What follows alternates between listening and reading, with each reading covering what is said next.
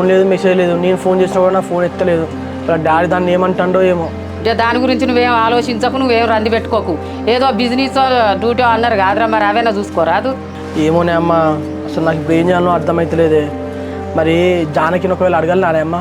అత్త అంటే బయటికి పోయి పెళ్లి చేసుకుంటాం ఇద్దరం కలిసి. బిడ్డ రవికి ఒక్క బిడ్డ, నువ్వు అట్లా తీసుకుపోయి పెళ్లి చేసుకుంటే ఆయనకి ఏమైనా నిలువ ఉంటుందా బిడ్డ? ఓ రోజు పోయి మన ఇద్దరం అడుగుదంతి.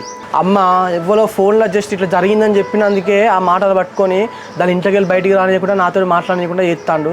అట్లాంటిది దాన్ని లవ్ చేస్తాను, మేము పెళ్లి చేసుకుంటామని చెప్పి మనం ఇంటికి పోయి అడుగుతూ ఒప్పుకుంటానంటావా అని ఒకసారి నువ్వే ఆలోచించే. బిడ్డ మాట వరుసకైతే పోయి అడుగుదాం రవ్వన్నను.